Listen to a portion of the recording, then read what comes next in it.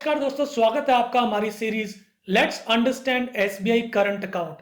इस सीरीज में हम स्टेट बैंक ऑफ इंडिया के करंट अकाउंट को वन टू वन डिस्कस करेंगे। जैसे एसबीआई करंट अकाउंट के बेनिफिट क्या है, एसबीआई करंट अकाउंट में मिनिमम बैलेंस क्या है, एसबीआई करंट अकाउंट के क्या चार्जेस हैं, क्या डिसएडवांटेज है। और दोस्तों इस वीडियो के अंत तक बने रहें क्योंकि मैं बताऊंगा आपको वो चार्जेस जो आपको परेशान कर सकते हैं। दोस्तों इस वीडियो में हम डिस्कस करेंगे एसबीआई रेगुलर करंट अकाउंट जिसका मंथली एवरेज बैलेंस 5000 रुपीज है। जैसा कि आप सब जानते हैं कि बैंक अपने प्रोडक्ट के फीचर्स, बेनिफिट और एडवांटेज बहुत बेहतरीन तरीके से बताता है, परंतु अपने चार्जेस या डिसएडवांटेज को ज़्यादा हाईलाइट नहीं करता है। इस वीडियो में हम हर एक फीचर्स के साथ उसके चार्जेस या डिसएडवांटेज को डिस्कस करेंगे।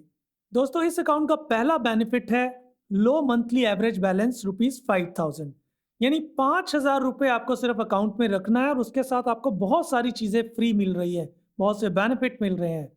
पर यदि आप किसी मंथ में 5000 रुपये नहीं रख पाते तो उस मंथ में आपको 500 रुपये प्लस जीएसटी चार्जेस लगेंगे जो आपको बैंक को पे करने होंगे। इस अकाउंट का अगला बेनिफिट है free cash deposit up to ₹5 lakh per month, यानी इस अकाउंट में आप हर महीने 5 लाख रुपए तक कैश डिपॉजिट कर सकते हैं, उसके आपको कोई भी चार्जेस नहीं लगेंगे। और वहीं यदि आप 5 लाख के ऊपर कैश डिपॉजिट कर रहे हैं तो आपको देने होंगे 75 पैसे पर 1000, यानी आप मिनिमम लगा के चले कि मिनिमम 50 रुपए और मैक्सिमम 20,000 रुपए प्लस जीएसटी। दोस्तों इस अकाउंट के साथ आपको कन्वीनियंस है कि आप 22,000 से ज़्यादा जो एसबीआई की ब्रांचेस हैं उसमें विड्रॉल और डिपॉजिट कर सकते हैं। वहीं यदि इसकी डिसएडवांटेज की बात करें तो आप एक दिन में नॉन होम ब्रांच में मैक्सिमम 5 लाख रुपए तक जमा कर सकते हैं, उसके ज़्यादा आप जमा नहीं कर पाएंगे। दोस्तों इस अकाउंट के साथ आपको free cash withdrawal from home branch, यानी होम ब्रांच जहां पे आपका अकाउंट है वहां पे जितनी मर्जी चाहे आप कैश विड्रॉल कर सकते हैं, उसके लिए कोई भी चार्जेस नहीं है। वहीं जो नॉन होम ब्रांच है, यानी जहां आपका अकाउंट नहीं है, उसके अलावा कोई एसबीआई की कोई भी दूसरी ब्रांच हो या उसकी कोई शाखा हो, वहां मैक्सिमम आप 1 लाख रुपए तक ही विड्रॉल कर सकते हैं।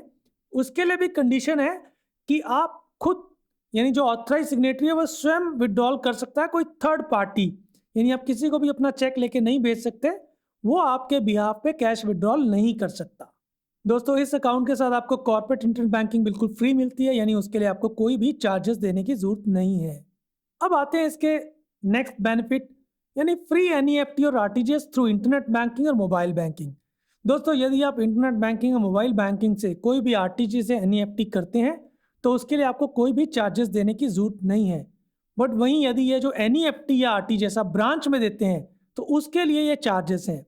जैसे एनईएफटी के लिए 10,000 रुपये तक की एनईएफटी के लिए आपको ₹2.5 प्लस जीएसटी पे करना होगा। 10,000 से लेके 1 लाख रुपए तक की एनईएफटी है तो ₹5 प्लस जीएसटी पे करना होगा। और यदि 1 लाख रुपए से 2 लाख रुपए तक की एनईएफटी है तो ₹15 प्लस जीएसटी पे करना होगा। वहीं 2 लाख रुपए तक के ऊपर की एनईएफटी ₹25 प्लस जीएसटी पे करना होगा। अब आते हैं आरटीजीएस चार्जेस पे।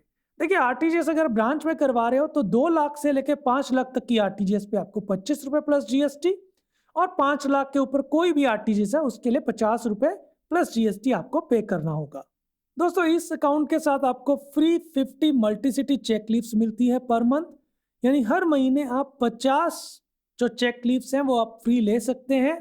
पर यदि 50 के ऊपर आप लेना चाहते हैं तो उसके लिए आपको देने होंगे ₹3 प्लस जीएसटी पर चेक लीव, यानी हर एक चेक लीव के लिए ₹3 प्लस जीएसटी। अब नॉर्मली जो चेक लीव्स होती हैं, 25 चेक लीव्स की एक चेकबुक होती है तो उसके लिए आपको ₹75 प्लस जीएसटी, और यदि 50 चेक लीव्स की चेकबुक है तो उसके लिए ₹150 जीएसटी आपको पे करने होंगे। दोस्तों इस अकाउंट के साथ मंथली स्टेटमेंट ऑफ अकाउंट बिल्कुल फ्री है।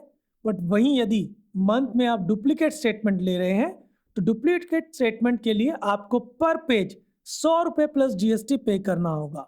नॉर्मली एक पेज में 40 एंट्री तक होती है, तो आपकी जितनी भी एंट्रीज है उस ड्यूरेशन में, उस एंट्री के हिसाब से आपके नंबर ऑफ पेज होंगे और नंबर ऑफ पेज के हिसाब से आपके जो है चार्जेस बनेंगे। दोस्तों इस अकाउंट को आप किसी भी दूसरी ब्रांच में ट्रांसफर कर सकते हो, वो एब्सोल्युटली फ्री है। इस अकाउंट के साथ आपके जो एसएमएस अलर्ट है वो बिल्कुल फ्री है, इसके लिए आपको कोई भी चार्ज नहीं देना। अब आते हैं कुछ चार्जेस पे।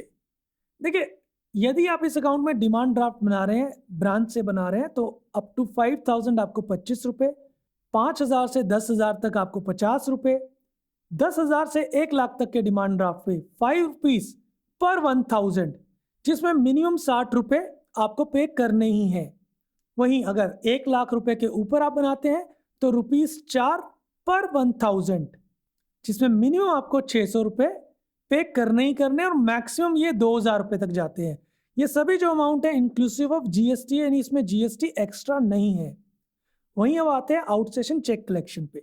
देखिए, कोई भी जो आपका आउटस्टेशन चेक कलेक्शन है जिसकी वैल्यू 10,000 से नीचे है, उसके लिए आपको 50 रुपये प्लस जीएसटी, और वहीं यदि उसकी वैल्यू 10,000 से लेके 1 लाख रुपए तक है तो उसके लिए 100 रुपये प्लस जीएसटी, और 1 लाख रुपए के किसी भी अमाउंट के आउटस्टेशन चेक के लिए आपको 200 रुपये प्लस जीएसटी पे करने हैं। अब आते हैं दोस्तों अकाउंट कीपिंग चार्जेस पे।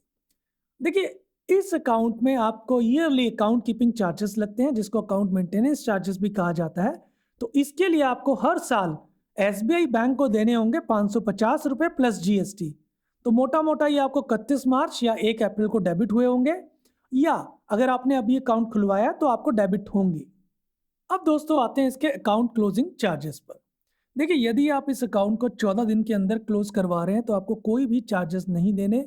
ऐसा इसलिए होता है क्योंकि जब भी आप कभी अकाउंट खुलवाते हो तो कई बार अकाउंट के नाम में कुछ स्पेलिंग में मिस्टेक हो जाती है, या फिर कोई आपके जो बैंक का रिप्रेजेंटेटिव है उसने आपको मिस सेल किया, यानी कुछ फीचर्स नहीं बताए हैं, तो उस केस में 14 दिन के अंदर आप इस अकाउंट को क्लोज करवा सकते हैं, आपको कोई भी चार्जेस नहीं देने।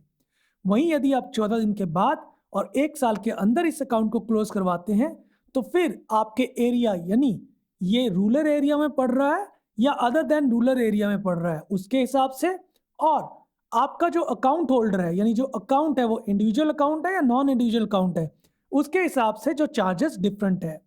तो देखिए, जो इंडिविजुअल अकाउंट होल्डर है, अगर वो रूरल एरिया में वो अकाउंट है तो उसके लिए आपको 300 रुपये प्लस जीएसटी पे करना है, और यदि individual account non rural area में पड़ता है तो उसके लिए आपको 500 रुपये प्लस जीएसटी पे करना है। वहीं जो नॉन इंडिविजुअल अकाउंट होल्डर है उसको रूरल एरिया में 400 रुपये प्लस जीएसटी पे करना है, और अदर देन रूरल एरिया 600 रुपये प्लस जीएसटी पे करना है। वहीं इस अकाउंट को यदि आप 1 साल के बाद क्लोज करवाते हैं तो आप किसी भी एरिया में हो, आपको कोई भी चार्ज पे नहीं करना। तो दोस्तों, यहाँ हमने इस करंट अकाउंट को डिटेल में डिस्कस किया।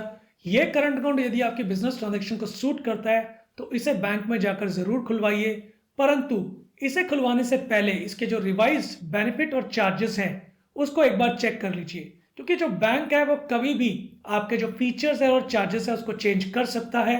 दोस्तों, ये वीडियो अगर आपको अच्छा लगा है तो प्लीज चैनल को सब्सक्राइब करें। इस वीडियो को अंत तक देखने के लिए आपका धन्यवाद।